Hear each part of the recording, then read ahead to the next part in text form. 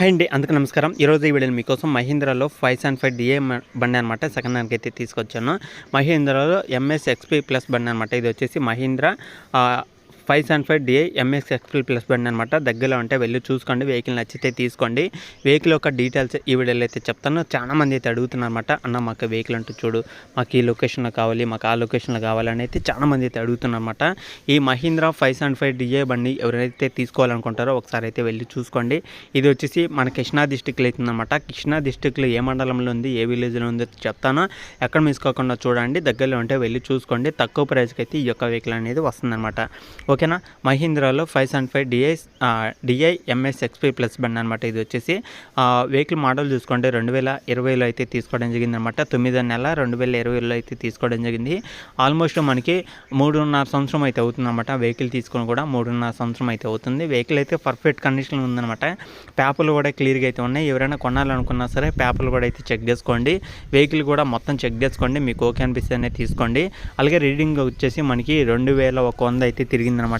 2100 అయితే కిలోమీటర్లు అయితే తిరిగిందని అయితే చెప్తున్నారు.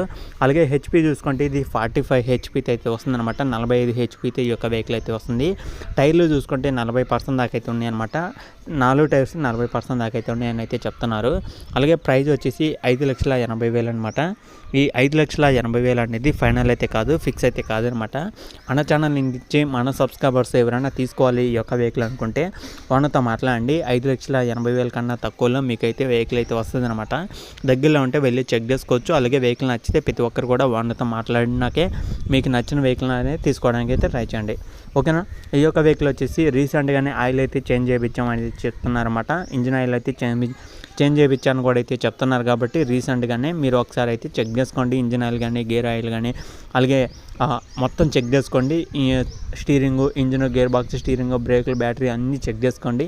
ఓకే మీకు కండిషన్ కానీ ఓకే అనిపిస్తేనే ప్రైజ్ అనేది మీరు ఎక్కువ ఉందనేది అనుకోమాకండి. ఎందుకంటే మీరు మామూలుగా రేట్ ఎంత పలుకుతుంది, బయట మార్కెట్లో ఎంత ఉంది అనేది కూడా చూసుకోండి. దాన్ని బట్టి అయితే మాట్లాడుకోండి.